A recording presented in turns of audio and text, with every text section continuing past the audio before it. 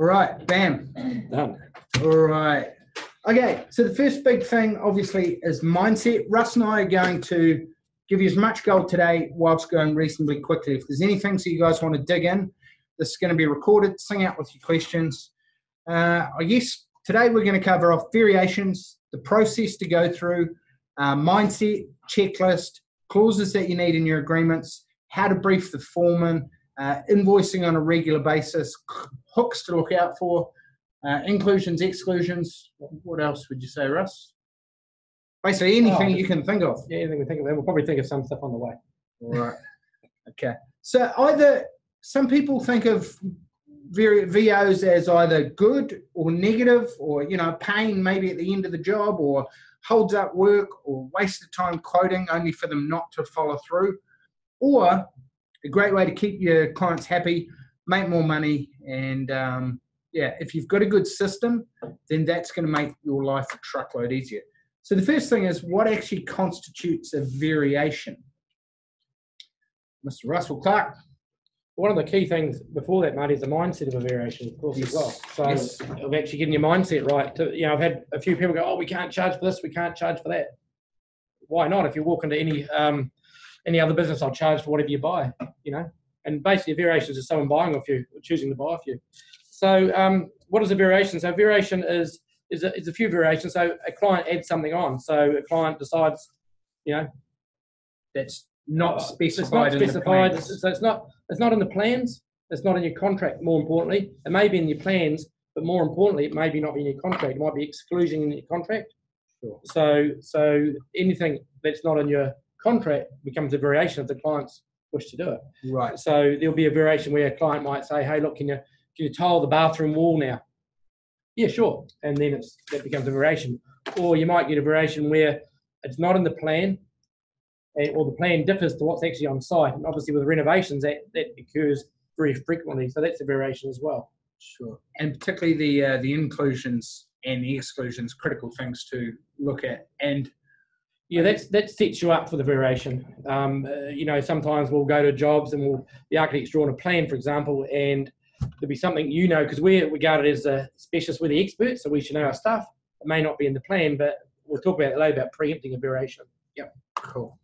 All right. So top 5 mistakes that we see. Number 1 is the mindset around that, and not positioning up front with the client how variations are going to be processed, how they're going to be dealt with, that you're going to invoice them weekly, that you want to set a minimum amount that maybe if it's under $500, and you'll go ahead with it because it won't impede work.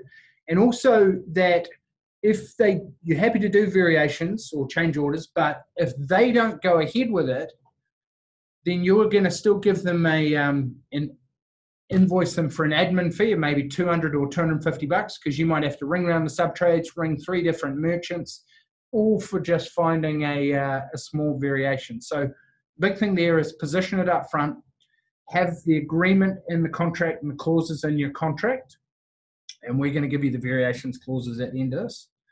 Number 2 is lack of a process and lack of a checklist. So do you have a process that you go through step by step by step? Is your foreman briefed on exactly what constitutes a variation, and what do you do differently if it comes from the architect?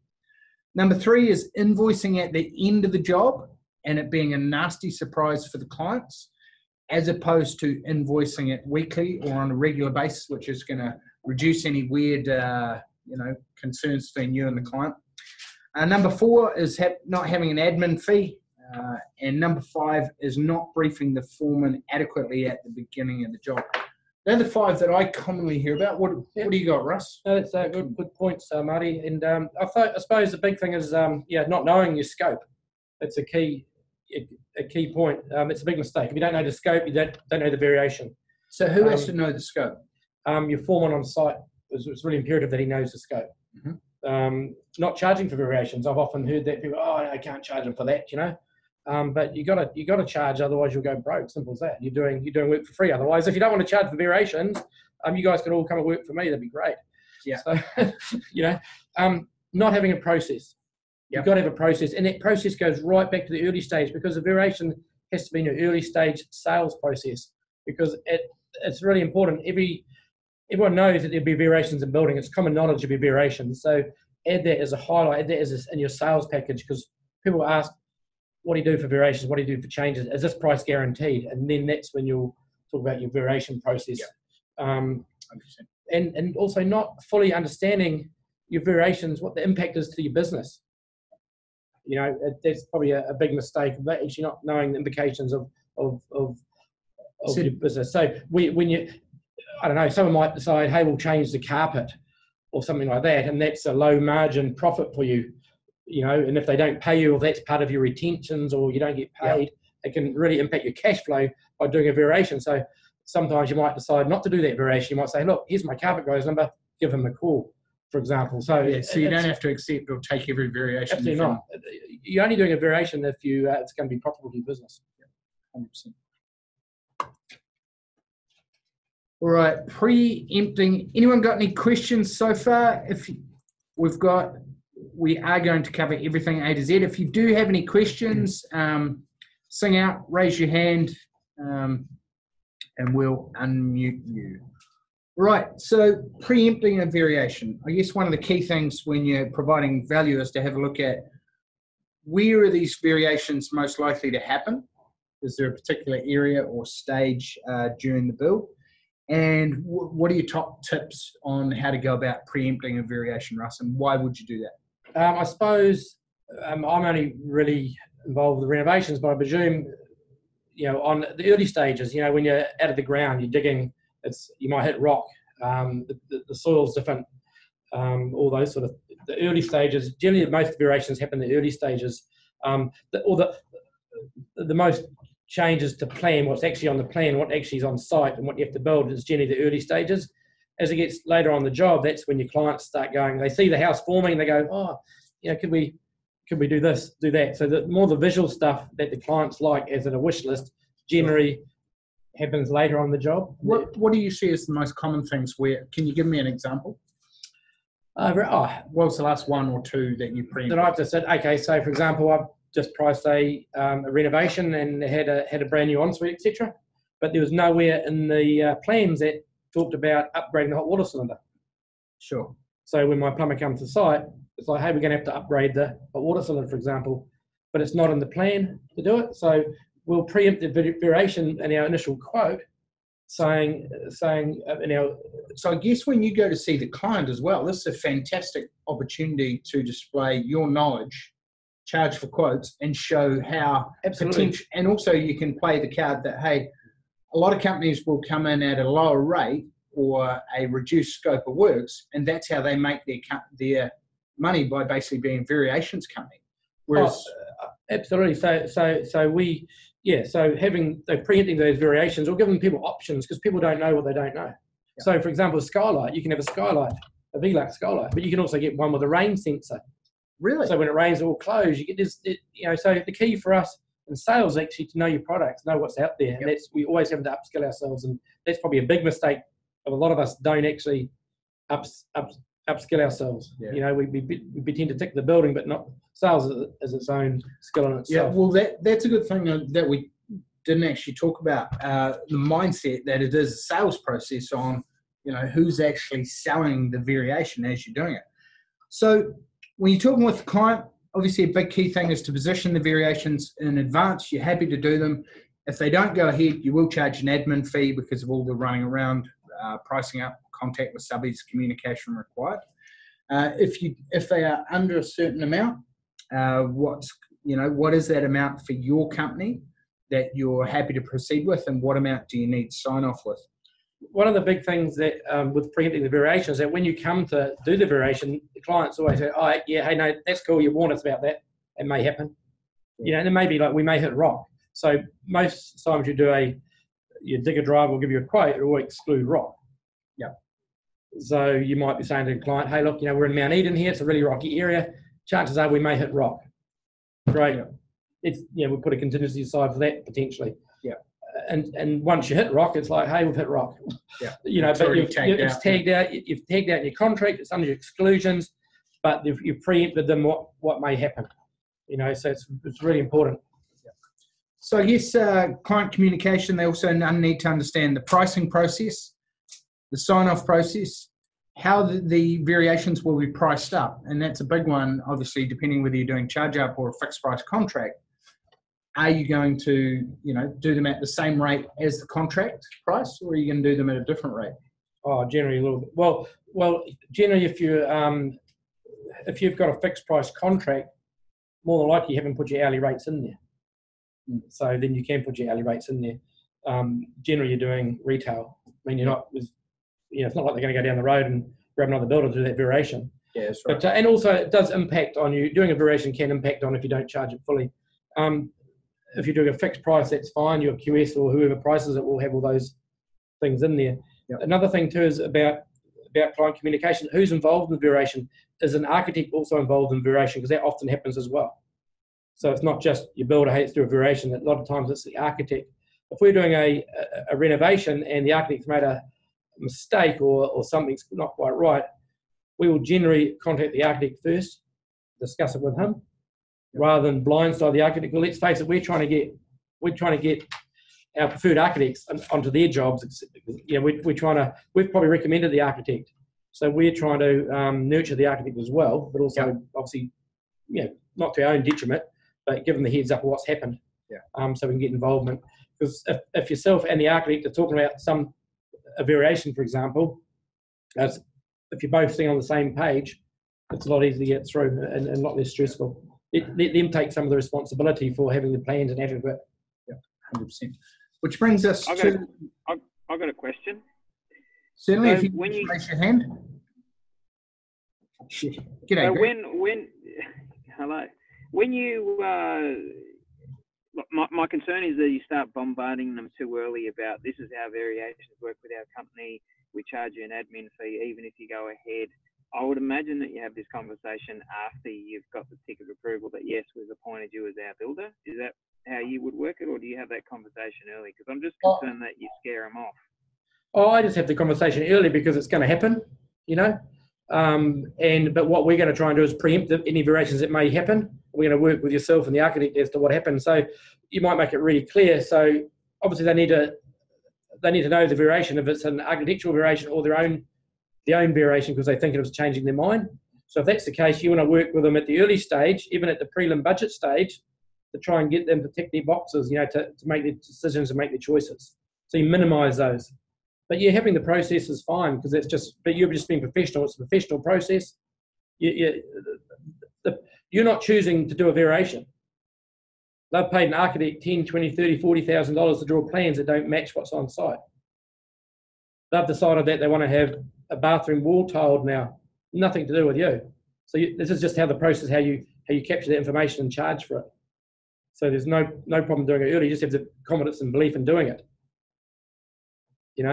It's like for many years we've done free quotes. And the architect, I got one the other day. The architect sent me out for a free quote. I said, no, don't do that. Sorry, and I bet you haven't done your plans for free either.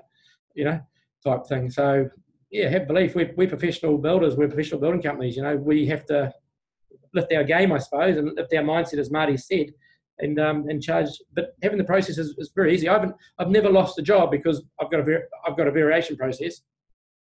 Most people like the fact that we've got a variation process because they want to know, as opposed to just a random invoice coming because someone's done something. They want to know it is actually a process. But the bottom line I'll say to my clients is that nothing will happen until you sign it off. So nothing can happen until they've approved and signed it off anyway. Yeah. And nobody likes surprises. No. Unless it's Christmas or your 7-year-old son has just lost a tooth last night. Tooth fairy. Perfect, yeah. Yep. Right. But they're having the process. Once the process is done, and you can make the process nice with all your marketing and stuff. It doesn't have to be a big black prison sentence process. It's a variation. But it's, like I say, that's where that preempting the variation is very important. Like this is Russ's. We'll make this pretty and we'll put this in the documents for you as well. So you can version it for your business. So then you show the clients. And when variations do arise, and we're happy to cater for them, here's how we'll proceed with them. Cool. All right. Anything else on foreman, client, architects, where the variations come from, how to deal with them? Quick question. Yep, Scott. Yes. So your fee, the administration fee you charge for each variation, does that vary depending on the size of the variation, how much work you've got to put into working it out for the client? I don't personally charge a fee as Okay. such, but what I probably do actually, but it's generally tied up inside the variation. Sure. You know, so we do it that way. So, like I said, we've got a pretty good process. I don't have a set, hey, by the way, every variation is $100, $200, $300. Okay. But I know there's people at TPB that do, and that works really successfully for them. Sure. My fee inside it generally. Yeah, great. But, Thank you. yeah, it doesn't matter which way you do it, whatever works for you. But Yeah, for the ones that go ahead, you might include an admin or an overhead fee within that. Okay. And the second one is that for the ones that don't go ahead, you might include a admin fee if they don't proceed of $250 or some nominal fee. Because if you get 10 of those, you might have to spend 20 to 40 hours running around for stuff that they decide not to go ahead with. I suppose for our company and what we do in our QS, we're pretty good at it, and we don't let a thing slide. So over years of experience of doing it, so we know that every renovation we do, we'll get a renovation, we'll get a variation. So we cover ourselves that way. But if I was absolutely, I suppose, learning the process green, absolutely, I'd have a set rate for it, 100%. And have that checklist, your sign-off sheet. Thank you. Cool. Awesome. All right. Anything else on foreman, client, architects, where they come from, dealing with them? No, we're good. All right. Briefing the foreman. So obviously you need to brief the foreman at the beginning on the scope of works, what likely variations there are, how to deal with the client, because they're going to be on site 90% of the time, and you may or may not be on site. So quite often they're going to have the client coming up to them going, hey, what do you reckon about we do this, or we move this window, or we put this wall here, or we do whatever. So it's critical importance that not only do they know how to deal with client, but they're actually putting in their forecast versus their actual hours. So when they give you their timesheets at the end of each day, they're filling that out versus the scope of works on what do they actually do. Like, does it, and you might pull up a variation that way, like, holy shit, what did you spend 4 hours doing that for? Yeah, the foreman's key, you know, like, and how often have you gone to a job and he's done something, and you go, what, that wasn't in the scope. So so he should be incentivized to catch them as well. Absolutely. So our foremen are, you know, with their incentives in there, because we do a bonus system for our foremen. So that's all part of it. So they're very, if they can capture a variation, well, main thing is not even capturing it; it's not doing it. You know, and be aware of it. Be aware of it, and what happens is, of course, the client will come up to what the biggest problem becomes is that the foreman, for my jobs, a lot of the clients are living on site will see the foreman every other day. The foreman becomes their best friend and starts doing stuff, and the foreman hears the life story of the client. Oh, yeah, it's a massive renovation, we're a little bit skint, blah, blah, blah. So the foreman starts doing work for them, and it could be anything for no charging. Yeah, and that's probably your biggest issue of actually briefing your foreman, the importance of the variation, and also the fact that he's working for you. You know, you're the boss, he's working for you, you're paying his wages. And just reiterating that. And that's by having your toolbox meetings and your monthly, if you do monthly meetings with your group, just reiterating that. Because variations are a huge loss for us if we don't collect them. 100%. Process map. Now, you should each have a process that you go through. Here's Russ's one. We will version this, make this look pretty, and put this as a document. And you also need a checklist that you go through. What have you got to say about, I guess, process? Oh, just having a process is. What do you know? Yeah, having a process is key. Now, some people won't have project managers. Some people may not have QS. You know, but you just do a process that's right for you. So, you know, something is better than nothing. So it's having a process. It might be very simple. It might be a few words in each box. Oh, we're going to capture the variation. We're going to use this form within 48 hours. It gets sent to the QS, even if you're the QS. Yeah. Site manager or whoever the project manager is presents it to the client once we've got the price back from the subtrades, but it needs to be documented, and ideally people tick off their section each time. And if you see the last box here, it's quite important. No documented variation is perceived without client sign-off and their clear understanding of the nature, scale, impact, and reasons for the variation. And that's really important. And that should be a big selling point in your sales process as well, on your website and your info pack, etc. All right. What's if we'll just stop for a second, what's everyone's biggest golden nugget or realization so far? I just got a quick question, but yeah, lots of nuggets in there. But how do you deal with an architect who wants a full-on open book variation? Says, well, where's the quote for that? You know, like if you got estimating software, like for example, they say to you, I want an extra 10 meters of tiles. Like, well, you're not going to get a tiler to quote that. You already know what your meter rates are. So how do you find? Because I just find that with architects, they're like, well, where's the quotes for that? We want to see the quotes. They believe it should be an open book, and then the margin is clear as day. So, for example, you'd have your quote for the tile, then you have your time, you have floor protection, there'll be insurances, Portaloo, extras. It's not just that little bit that is your variation. Yeah. So one of the big key things, Greg, is actually that relationship with you and your architect. You don't make it adversarial.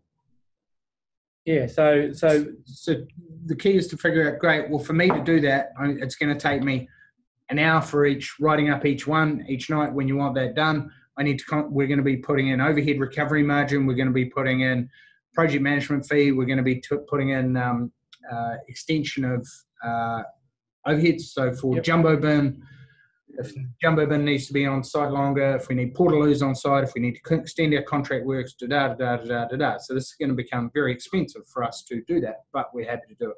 Yeah, and you get they seem to think invoicing, there's admin, there's all sorts. Yeah, they just seem to have this thing in their head that, well, no, if there's additional work, where's all the quotes from all your sub-trades when I'm the one who quotes it? And then I put margin on top of that. Do you know what I mean? Because I'm not going to go and get a tiler to give me a quote for 10 square meters when I know what his meter rates are.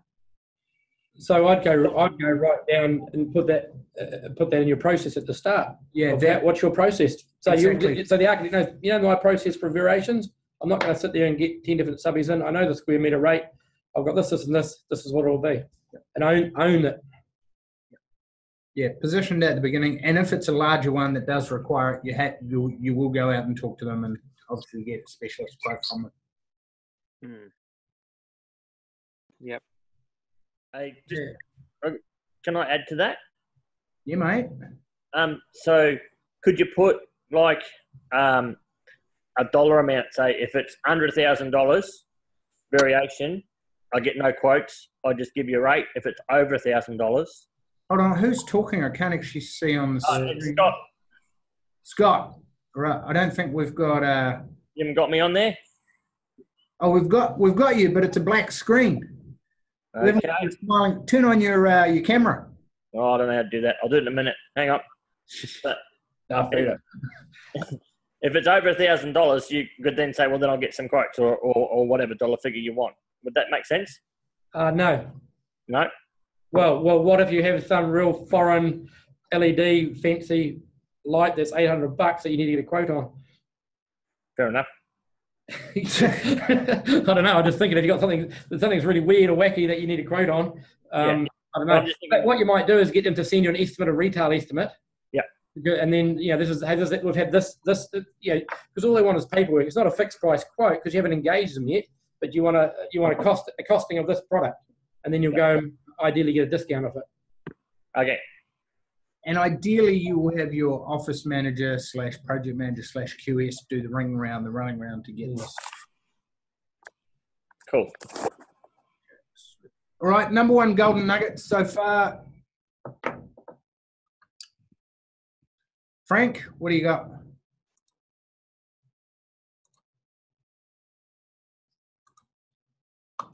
Why can't I unmute Frank? I did. All right, Frank, what's your number one golden nugget so far? Realisation of the importance of allowances in the original scope, and sitting down with the client and going through what provisions have been made for the job. Awesome. That's huge for us, yeah. Cool. Awesome. Thanks, my man. Right, who haven't we heard from here so far? Lynn. Hello. Hello, Lynn. How are you? Hello. I've actually been. Oh, we've got two Lyns. Lynn Oh, number good one. news. Lynn and Ash. Hello.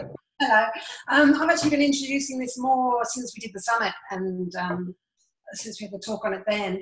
And I found it's gone down really well with the client. I've been starting to make it clear up front on my website and on the quote that any variations will be written down and need to be signed off. And that's just gone down really well in the last couple of weeks. So Awesome. thank you. Yeah, no surprises, eh? Communicate with the client, let them know the expectation, gets rid of any weirdness or uneasiness. Yeah. And it's not sort of saving that till the end till you hit them with a big bill. It also means that I'm also getting paid for it as it gets done, which is fantastic. Exactly. Awesome. Yes. Thanks, Lynn. No worries. All right. Lynn number 2. Hello, Lynn. How's it going? Good, thank you. Very new to this, so the nugget for me is actually listening to what's going on here. Yeah. But recognising the variations and charging them. Yeah, damn straight.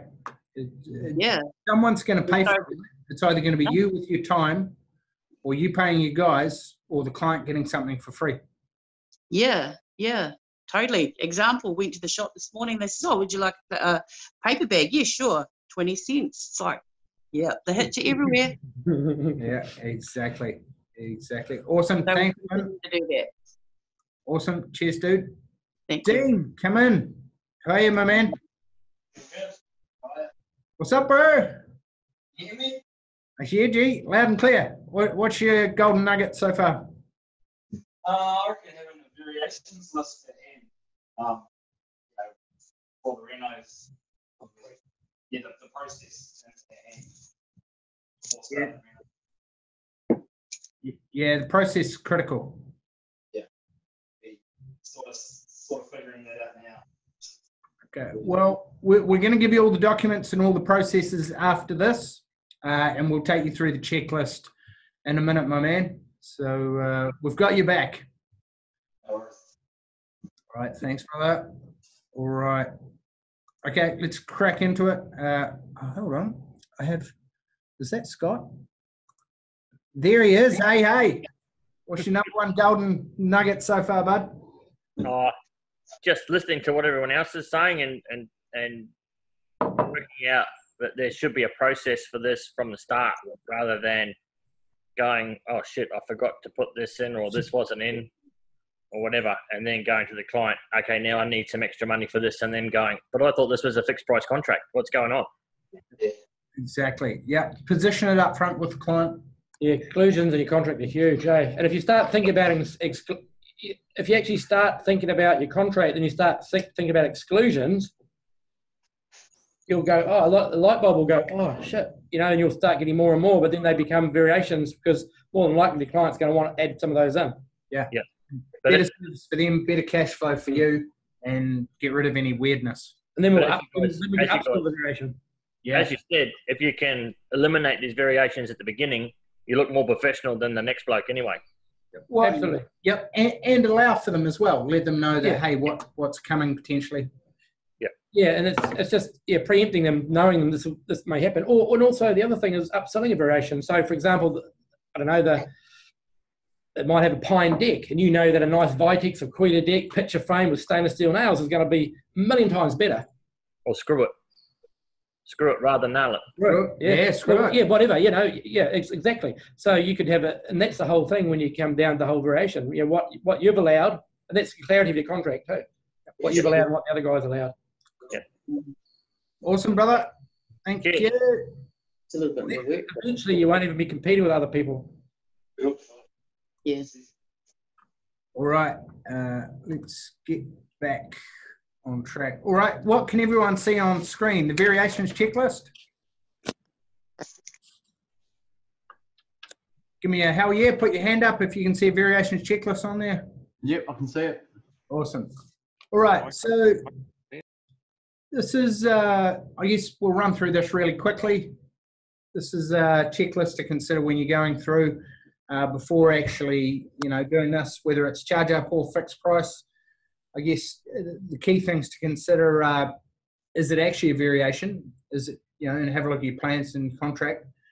Russ, can you run us through any golden nuggets through here? Well, that's probably the key. Is what is a variation? Is it exactly what you got there? Check the plans. What's your contract say? Because anything that's not in your contract is a variation. Yeah. It's if they've asked you to do it. Simple as that. Yeah. And it could be a variation on your building, but also could be the electrician, the plumber, could be anything. Oh, can we put another hose tap in here, please? Yeah, sure. So everything is a variation. We'll go about that later because there's obviously variations checklists for your subbies as well. Briefing the foreman. The foreman's key. In our company, our foremen actually get involved with some of the pricing at the early stage. So they get to know the plans. I'm starting a new job in 4 weeks' time. My foreman has the plan. He's got to study the plan, come back to the office. He spends a day in the office and asks a whole lot of questions. So it's worth that money to spend one of your builders to go through your plan thoroughly before the job starts. And he'll do it in his own time and preempt. Because it's going to be more profit to him in the end. So he'll basically know the plan and it's very clear in our folders. They'll get our contract. In our folders, they'll get the contract and it has the exclusions down. So if I go to site and go, hey, how come you done that? And I can look up I go to the site, look at my exclusions. Oh no, that's all right. That wasn't excluded. I go back and question my QS. How come that wasn't excluded? Yes, I added it in this time.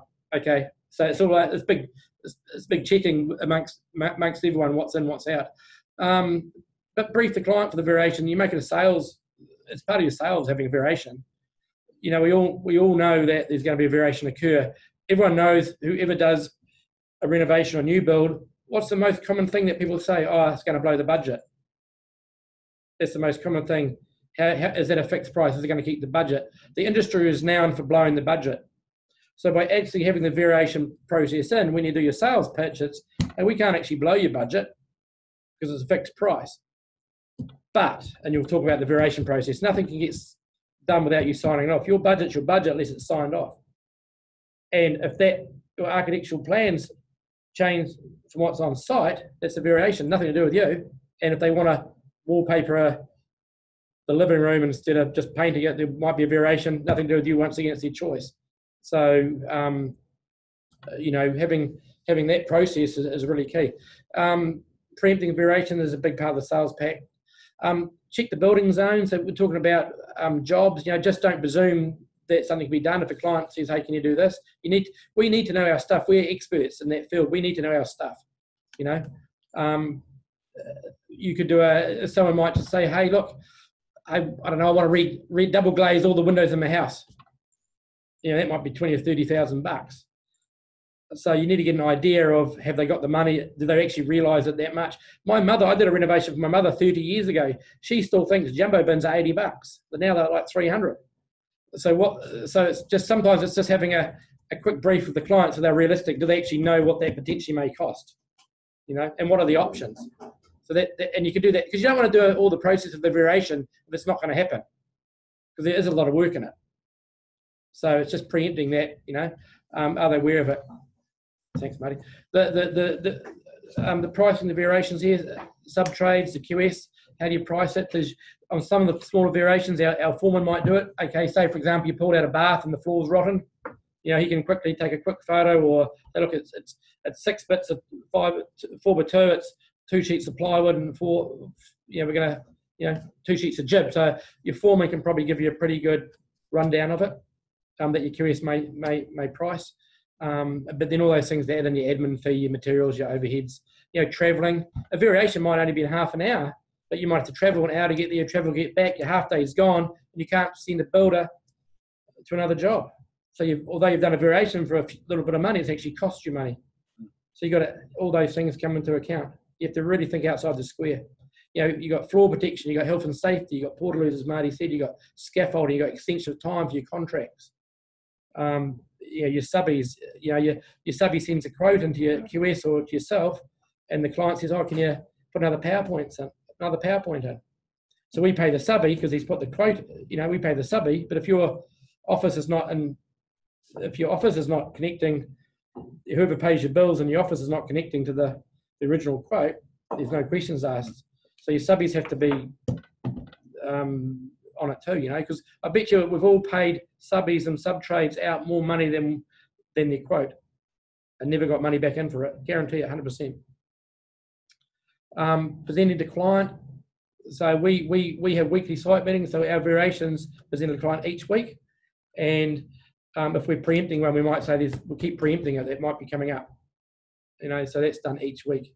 And obviously confirmation, they've got to be signed off. Yep.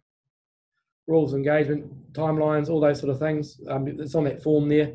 But I think the project management software forms, not all of us have project management software, but there's always a form of communication. There's always a form of written document. An email approved email can be a variation, if you don't have a project management software. We've all got email, otherwise we probably couldn't do business, but, anything can be, as long as it's approved and signed off. Yeah. Cool. All right. Pretty straightforward. The main thing is have a process, use a checklist. All right. Pricing a variation. Russ, what do you got? I'll just give it to Peter Cheng.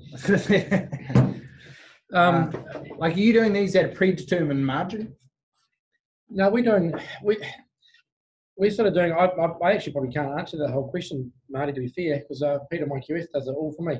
But margins, we change it from the type of work we're doing.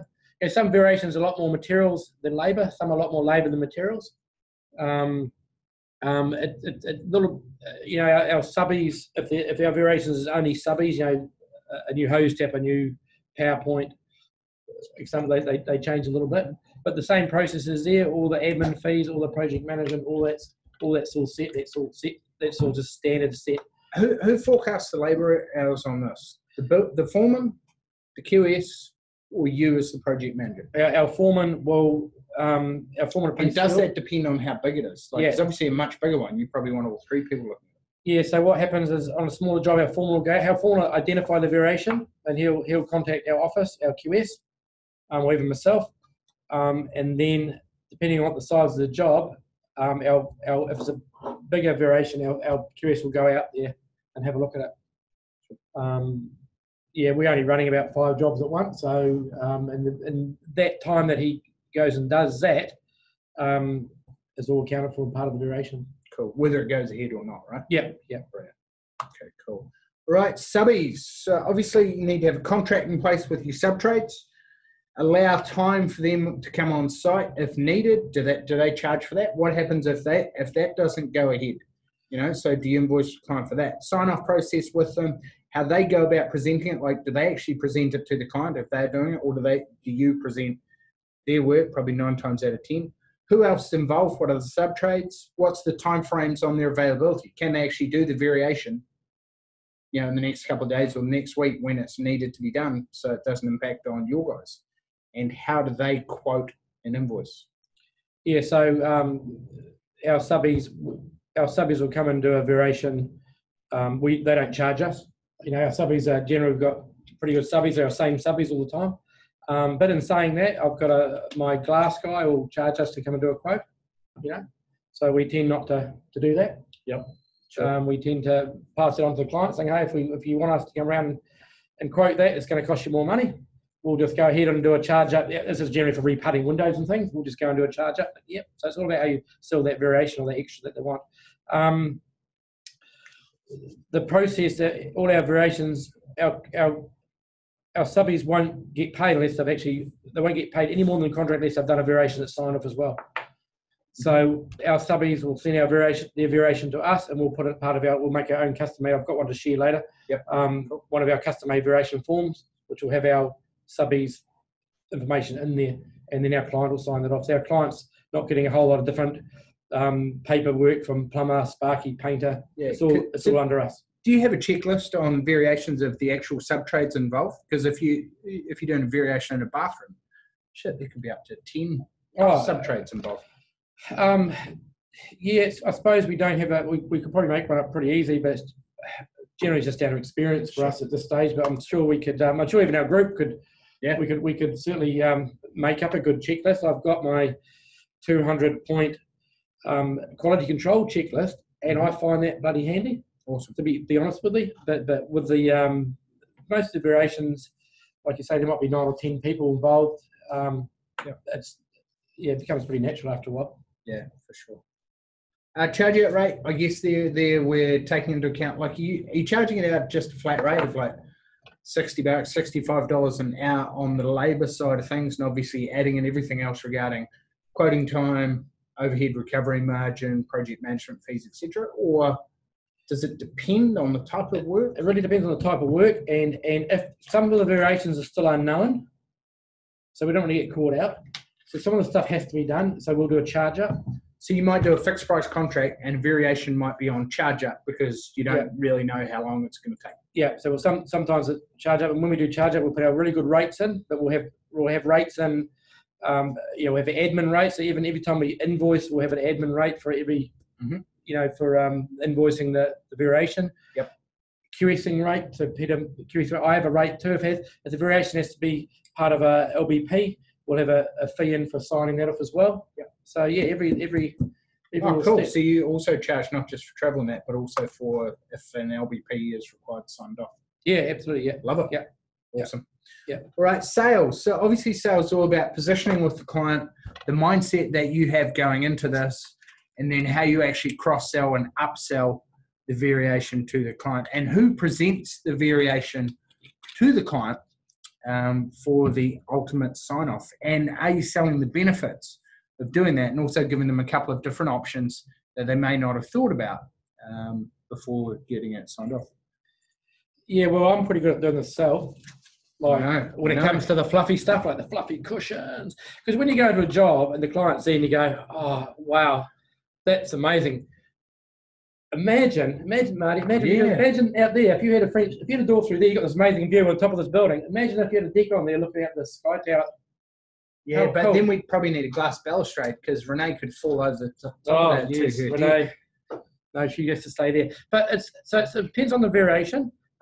So we sometimes get some large variations, and it also depends on your foreman. Some of my foremen are more experienced than others. If I've got a young foreman on a job, I'll come and back him up and teach him the process. He'll run through the process, even right down to when some of my council inspections with a young foreman, I'll go and back him up and be there.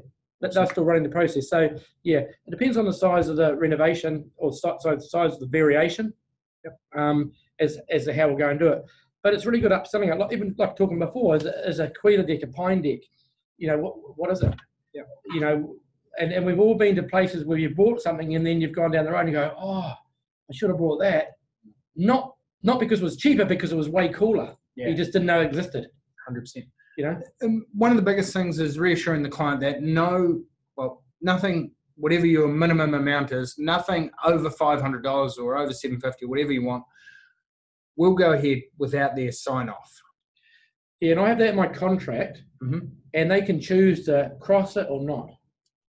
Sure. So at the early stage of my contract, say we have a variation. If it's under $500, we'll go ahead and do it. Or do you want to leave that in or not? Yeah, and I guess making them aware of. Here's an example. If this was to come up and we went ahead with it, fantastic. Here's how it would work. And if we don't go ahead with doing that variation, then the tiler might not be able to get back for 3 days. We might not be able to waterproof the shower. The plumber might not be available. So that then might hold the whole job up for an extra week. Are you okay with that? Because you don't know what their number one priority is. It might be that they need that ensuite finished, and because the mother-in-law is coming to stay in 4 weeks' time. Yeah. So that's the thing, Marty, and that's the thing. And if they decide, say for example, just take for a bathroom example, you rip a bath out, the floor's rotten. So I've got to wait for the next day to put it back together till I've met the client, signed the variation off, and gone ahead. But if it's going to be $500 or less, or $800, $1,000, whatever figure you like to put on, just go and get it done. Yeah. Cool. Because it's going to be done anyway. Yeah. But if we don't do it, well, then we're going to charge a half a day of mucking around doing nothing because I can't send my boys somewhere else. Yeah. So It's more. Yeah. Cool. Payments. So I guess smaller ones under $5,000 or under whatever amount you choose. Obviously, we want to process those straight away, get them invoiced, get that money in weekly so there's no nasty surprises. What about larger variations? Like you must come across ones on bigger renos where you might need multiple stage payments, or you need to order the doors or the windows in advance, or Yeah, so anything that needs ordering, whether it's windows, doors, whatever you may need ordering, we'll still get a deposit, because we got to pay our joiner, our roofer, whatever it may be, a deposit. So what do you take as a deposit? How much? Well, we usually take 10, 15%, depending on what it is. So they've signed the variation off anyway, so happy to go ahead. So we need to get a deposit. You can get more if you needed to. And then as far as paying, our company, we invoice weekly. Sure. So it's just a percentage of part of the process. It's part of the process. It's not a, we might decide, hey, we generally don't charge until we've done the variation. So we don't charge in advance, because also we want to make sure our work in progress is all in our accounts. All. Hello everyone. It's Marty and Russ here. I wonder if this is actually, if you can sing out if you can hear us. We're having some technical difficulties with software. But what we're going to do now is we're going to finish off the variations webinar. And how do we actually know if anyone's listening, right? Andrew Elliott is watching. G'day Andrew, how are ya? Stefan, how are ya? Yo! Alright, so Russ and I got very close to finishing. We got up to the technical stuff. We will put all those documents into the group for you and into the membership site. All right, so we'll put that recording in, but Russ and I will just run you through the final parts and the final documents.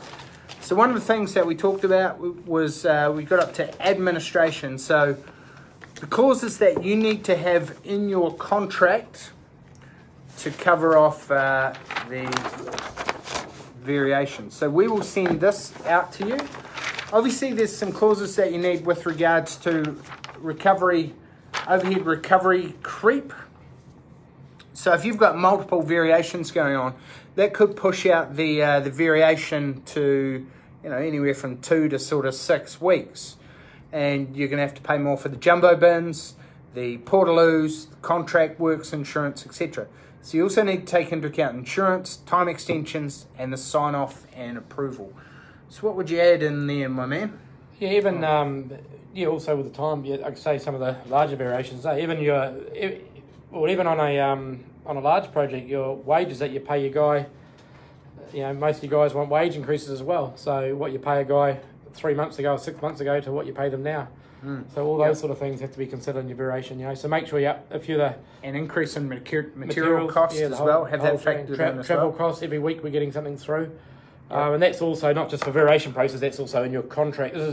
This clause here, this is about your variations, but also in your contract you should have something about that creep as well. So what are the, you definitely want that overhead recovery creep, that clause. We have access to that clause, so if you need that, hit us up, we'll pop that in. What are the key clauses that you have in your variations? We'll put a copy of this into the group as well for you. Russ, what are the key things that you need to... Well, the key thing there is about we will undertake complete agreed variations when agreed in writing. That's probably the key clause that everything's going to be agreed in writing beforehand. You have your warranty, so your 12 months workmanship warranty of your variation will be included in that 12-month workmanship warranty. So it's not an extra and prolonged down the track. So that workmanship warranty is covered. Variations are inside that as well.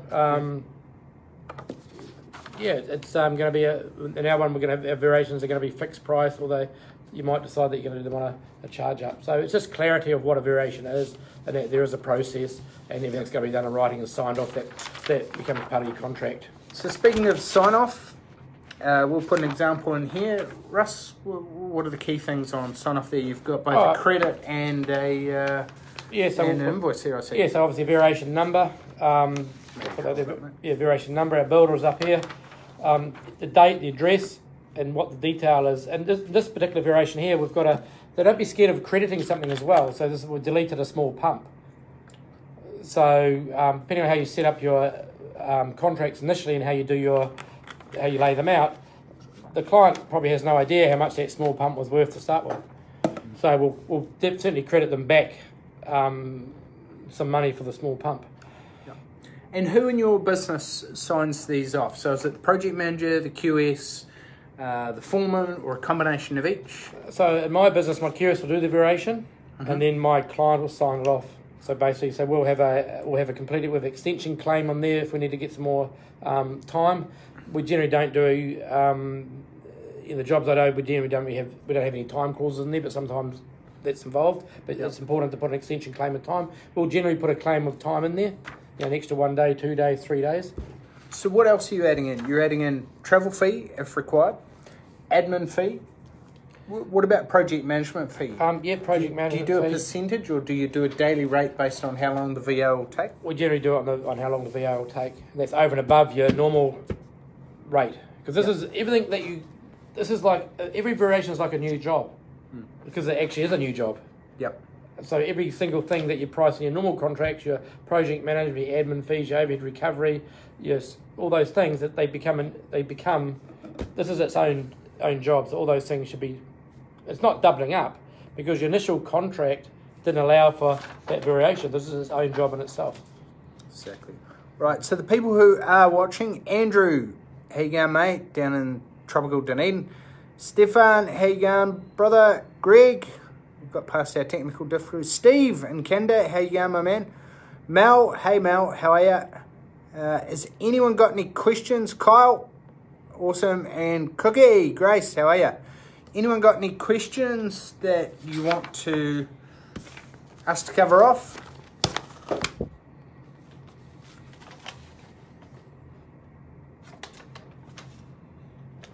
No, I think we're golden, Russ. All good. Good to go. Apart from technological challenges.